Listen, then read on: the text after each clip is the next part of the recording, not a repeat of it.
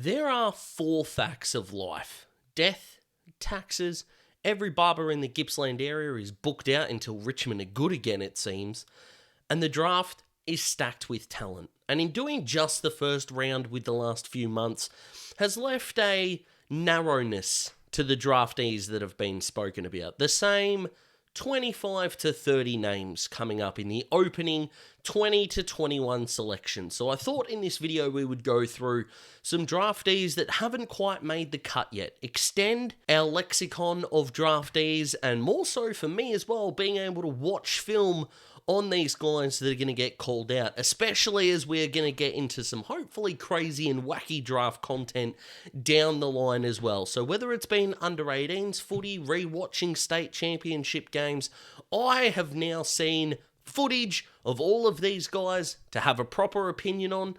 So let's talk about just over 24 draftees I haven't even brought up on the channel yet. Let's go. First round conversations, because he had a decision to make between football and basketball.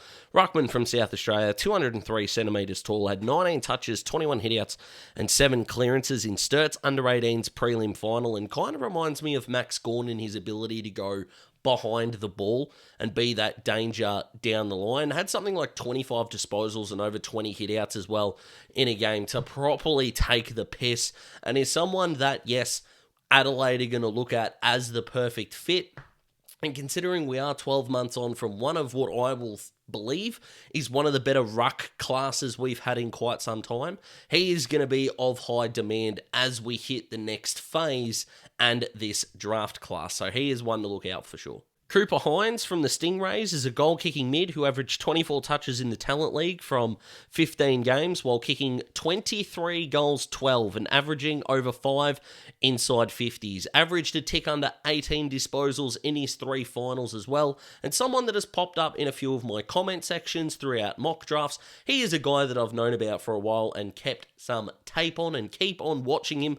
I like what I see, and he's just been on the fringes of some first rounds, and I hope that's not the case this time, but I am extending out my September mock draft to 30, so you never know. I haven't started putting that together yet, so we'll see, but he is a big talent, and I think his actual goal-kicking ability, he's not a midfielder forward. He is a midfielder that hits the scoreboard, and that is a massive difference. I like him a lot. Kale Garen from West Perth is a 199cm tall forward/ruckman from West Perth who has had a really nice campaign, had 16 disposals, 23 hitouts and 2 goals in West Perth's semi-final. He's also kicked multiple goals 7 times this year for West Perth, ironically, and he's been in ESPN's top 20 around that mark for some time. No one else is really. I'm kind of leaning towards the ESPN side. I do like what I see.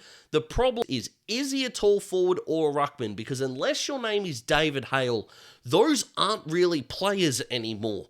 So whoever drafts him is going to need to make that decision, I think, which is why he may slide a little, but I expect his name to be called out in that top 40 mark easily. Hamish Davis is a forward midfielder from Claremont who's a brilliant size at 190cm who did play Waffle Seniors late into the season, including a 21 disposal and 4 goal game in their first final, if you don't mind umpire. He is a guy who is absolutely a trade-up target for mine, and Sydney could even look at him at the back end of that first round, considering that if they do win the flag, well, they're definitely going to get a bottom 4 pick in that first round. They've also got one of the picks that they traded in the Dylan Stevens trade with North Melbourne, which is working out perfectly for the Swans right now. That could be a definite target for him, but I think coming late in the season, he's going to rocket up some draft boards, and in a season where draft boards are going to look so bloody different across clubs, he has every chance to go 16 or 36. I think it's somewhere in between, but he's a gun. Logan Smith is a GWS Academy ruckman, 204cm, who's had some seriously good performances this year. Named one of the best on in all 3 Talent League games he played this year, with 29 hitouts and 16 disposals, 29 hitouts and 15 disposals, as well as 24 disposals and 22 hitouts amongst his 3 performances. He also garnered himself some VFL experience, which is more than handy, and I expect his bid to come into the second, if not early in the third round, come November. Harrison Oliver from the Sandringham Dragons is widely regarded as one of the best kicks in the draft. He hasn't had huge numbers in his Talent League games, but his ball use is outstanding. And to be an excellent AFL defender, he will need to up his output. Only averaged 15.2 disposals in his Talent League games, but if he can make every kick count and increase his output, he is going to be a massive net positive for a footy club, and I expect him to go around that 25 mark. Alexander Taru is a Gippsland power, undersized key defender at 191 centimetres, but boasts brilliant footy IQ. Has played back and forward throughout his under-18 campaign, so he had a 2-goal 3 and 3-goal 2 back-to-back fortnight late in the year and kicked 2 goals 2 against the Stingrays in their first final, averaged just under half a dozen marks, so he knows how to get to the right spot, and it will be interesting for whichever club takes him. It should be Hawthorn, but he got blocked from the Next Generation program, so thanks AFL, really looking after us there. Great work. Jesse Doedee from the Northern Knights is the kind of player that if you're measured for how you perform in big games, his stock may not be higher. Had 20 disposals, 8 marks and 320 metres gained in the State Champs Grand Final and averaged 23 disposals in the Talent League. His last month has been stupidly good as well, with 3 goals from 17 disposals, 3 goals from 26 disposals, and 1 goal from 35 touches and 8 inside 50s in the wild card final. Also had 21 touches in the latest final as well. Is hitting form at the right time, which is more than what you can ask for any player coming at the end of his draft year.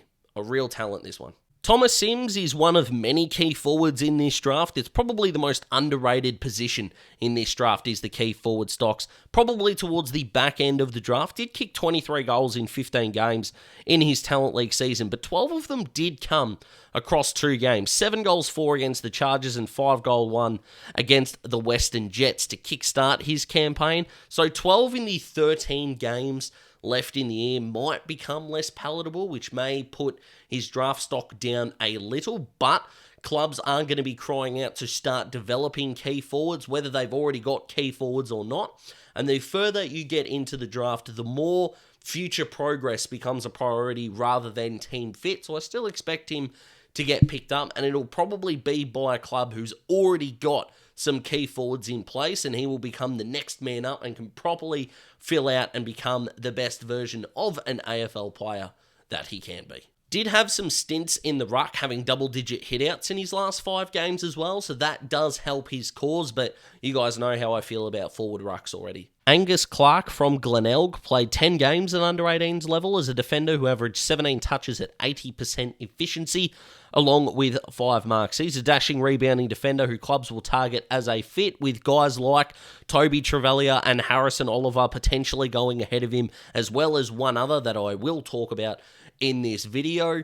There's not too many rebounding defenders at under-18s level who are having 25, 26, 27 disposals a game, so I'm really not holding them to the standards of modern rebounding defenders, and under AFL systems, getting ball across halfback is easier than ever, so kind of taking it with a pinch of salt here. A couple of South Australians who are watching him live better than I am, being here in Victoria, do rave about him, so that is something. Adrien Cole of the Sandringham Dragons is a St Kilda Next Generation Academy player who is a defender and with good rebound numbers.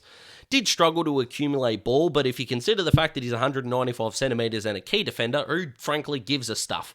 He's strong down back who can shut down his opponent, and I'm guessing is a guy who they are hoping can fill in the Josh Battle role now that he's gone to Hawthorn. A bid will probably come for him late in the second round, early into the third, you would think. Anything further than that, and the Saints are laughing, and if he does slip to something like the rookie draft, I expect the Saints will pick him up that way. Archer Day Wicks featured in a lot of articles early in the season as one of the ones to watch for the future, and it feels like a few players have gone past him in that regard. Played 14 games at Talent League level as opposed to 7 as a bottom ager, and his numbers look largely similar. So I think the question is going to become, is this what he is? A 17 disposal midfielder. Now his marks, his inside 50s, his rebound 50s, and his tackle numbers all went up. So as metrics go, but there is going to be the question of where's his next step coming from, which is why he slipped out of first round talks. Now, I'm definitely not ready to give up on him or anything silly like that, but of the players who I think will want to shine at the draft combine, I think he is definitely one that will need to stand out in that regard to get himself firmly cemented on draft boards. And another guy who I can see being a part of that category is someone like a Christian Moraes, who was definitely touted sort of the same as Archie Wicks early on in the season, who just isn't at that point right now. The Combine is going to be a really good chance for them to showcase their skills moving forward and get themselves onto a list. Did kick a couple of goals from 9 touches in the Under-18 State Grand Final as well, and did have 3 games between 22 and 24 disposals and kicking goals. So by no means am I saying that he's a bad player in the slightest. Where he stands on draft boards, though, is a wide range, is my overall point. Charlie Nichols from Central Districts kicked 2 goals a game at Sample Under-18's level, but he is a possession-based forward, which is handy, averaging 15 disposals and 7.5 marks a game while only going goalless twice this year. Shows that he is super consistent at hitting the scoreboard. He averaged 83 Supercoach points, which I understand is not everything, but I think it is still something.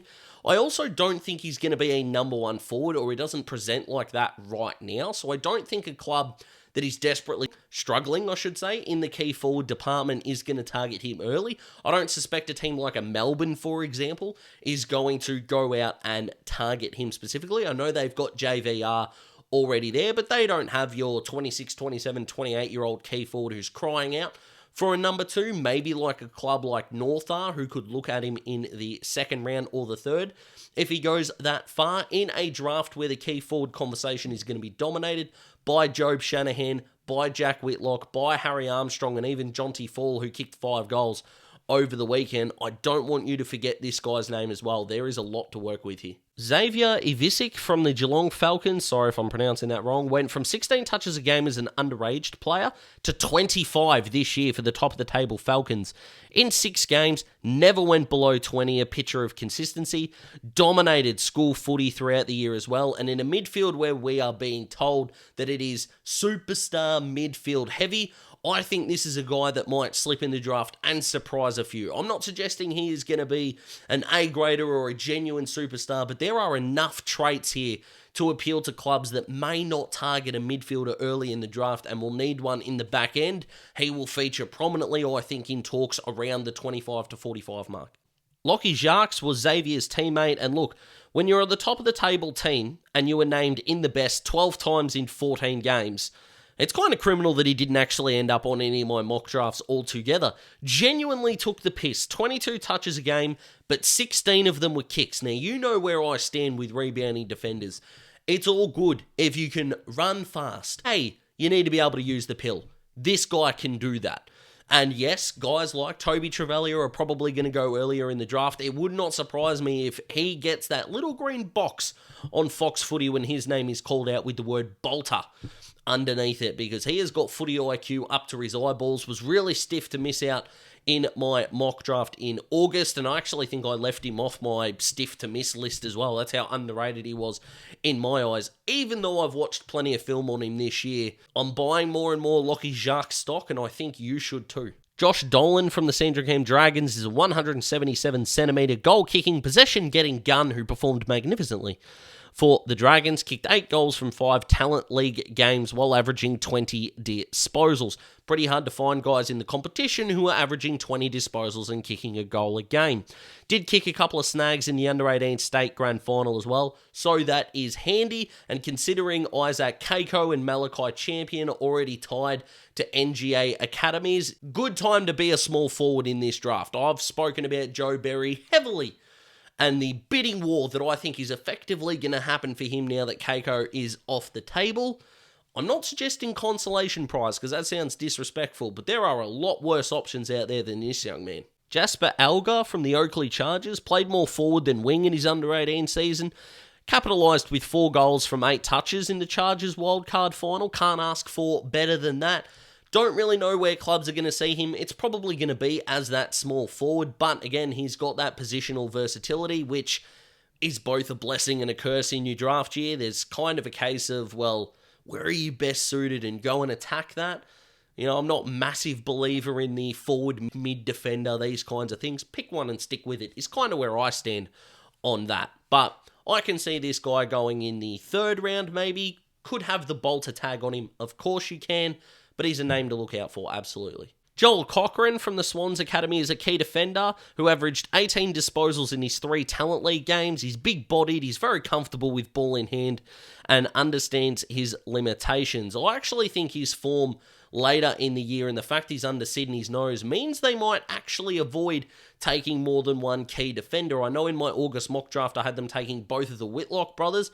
I still think Jack is a definite option here, but considering that Cochran looks like he's put himself into the range of getting a bid in that 30s mark-ish, I actually think they're going to go the other way. Maybe even potentially trade that pick out. James Barrett from the Bendigo Pioneers is a 193cm forward who's kicked 22 goals, 21 from 13 games, alongside 16.5 disposals and a tick over 7 marks. Had hauls of 4 goals, 3 goals, and 3 goals again, but against the Stingrays in the wildcard round, he had 25 disposals, if you don't mind, 5 tackles, and kicked a couple of snags. In a draft where key forwards are going to be gold mines, he is definitely a name to keep an eye out for, because so many clubs, especially down the bottom of the ladder, are going to want key position players in such a midfield-dominant draft. Ole Walberton for the Murray Bushrangers played 7 Talent League games and averaged 26 disposals as a defender. Hey, I said most defenders don't get those kind of numbers.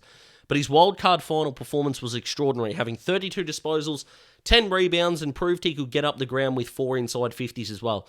A great trait for a running defender is how much they kick the footy. As I mentioned, and throughout this year, he kicked it at a tick over 57%, which is a tick in my book. Played really well in the under-18s grand final as well. Had 19 disposals and 330 metres gained, if you don't mind, umpire. Jackson Artemis for South Fremantle played 7 games of Colts footy for South Freo and didn't look out of place as a defender who played on the wing at times. Had 19 touches with 433 metres gained against Vic Country and 20 touches and 520 metres gained against Vic Metro to show he could mix it with the best. Another one of these rebounding defenders who likes to take meterage, which is something I definitely think West Coast would be looking at some point throughout the draft. But with live draft pick trades, hard to predict, but that's the joy of it, surely. Luke Urquhart is a 183cm midfielder who played 3 games of Colts footy this year with 23, 25 and 22 disposals each. Had 7 tackles a game during those games as well and kicked 3 goals against Claremont. Had 27 and 5 clearances against Vic Metro, 24 against Vic Country, 21 and 454 metres gained, and 101 fantasy points against the Allies, as well as 19 disposals and 605 metres gained against South Australia. That kind of meterage for a midfielder, really impressive. And I know player comparisons are silly. Jack Steele. Jaden Ewan from the Calder Cannons, another one who's with Essendon's Next Generation Academy and I expect will end up on his list. Had largely similar numbers on a wing than last year, but he did have 19 disposals, did increase his marks, tackles, rebound and inside 50 numbers, which showed off his further impact, so a tick across there.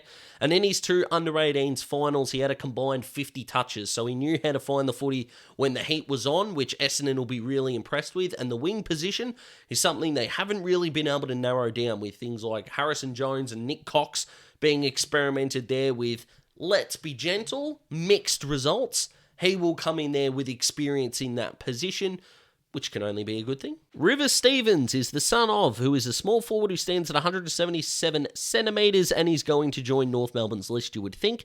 Did kick 8 goals from 7 games, averaging 15.5 disposals. Should land at North with a late bid, if not via the rookie draft or an SPP pickup. And what a good story it is. Father-sons are always handy, and considering the way that Anthony Stevens is remembered more for something that was absolutely not his fault, rather than the genuinely brilliant footballer he was, I'm sure North fans and footy fans alike will really enjoy watching River run around with Jackson Archer, and of course the rest of the North boys as well, as they try to surge up the ladder in the coming seasons. And last but not least, probably my favourite, Josh Murphy from the Murray Bushrangers, who kicked 32 goals 13 this year in a side with the Whitlock brothers in there amongst 11 games.